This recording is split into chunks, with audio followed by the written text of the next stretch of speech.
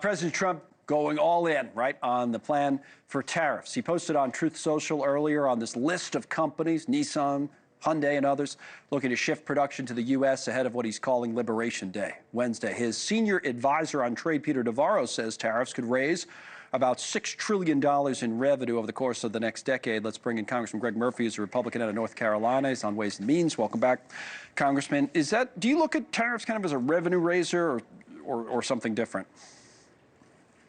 No, I think, Connell, I think we should look at tariffs as a way to basically balance trade out with another country or with the rest of the world. You know, if you look at our trade deficits, we're about $1.5 trillion in trade deficits.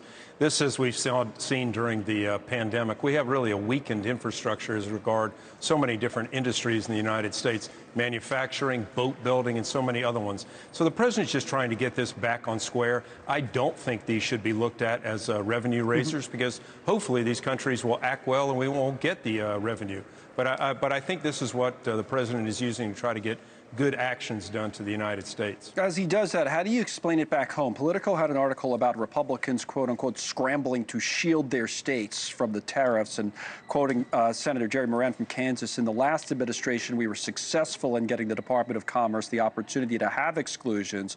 We'll pursue that again. Our farmers are stretched, so on and so forth. And the next screen I want to show you is the states that have the most imports from Europe. And on the list is Indiana, Rhode Island, New Hampshire, Maryland, but of course your state as well. Second there, North Carolina from the top. You know, a lot of imports there. 40 billion from the EU, 88 billion overall. So how do you explain it back home? Well, Connell, I think you have to explain the entire situation. Sadly enough, during the last administration, we did nothing on trade, and we've been decaying from within. The United States, its manufacturing base, as I said, so many other critical infrastructures as far as being able to produce products has withered and died in the United States. And so I think you have to explain it. This is our chance, and it's probably our only available method, is to rebuild American infrastructure in so many of these regards. Again, we live in a bellicose world, and if overnight things change, we have to be able to produce the goods and services and the products that this nation needs. Is it going to be painful? I think it will be in several different regards, but it helps restructure the American manufacturing base so that we have some self-reliance. Would you support another bailout of the farmers? We saw that the first time around with Trump, and the New York Times says the White House is weighing helping the farmers again this time around. Would you support that?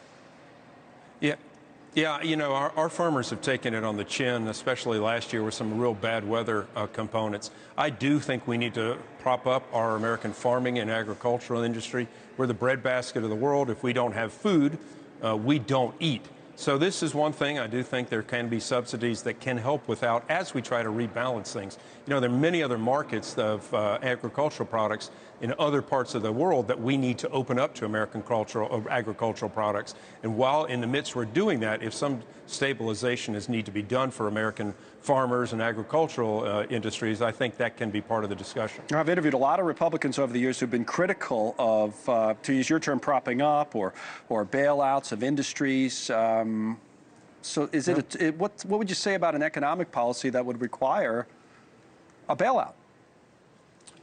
Again, you know, Connell, we're trying to look at the long term here. We have a lot of weaknesses in the American economy. If we have to do it for our farmers, I'd rather have that happen than them go belly up while we're trying to gain other markets where other countries have not let American products in.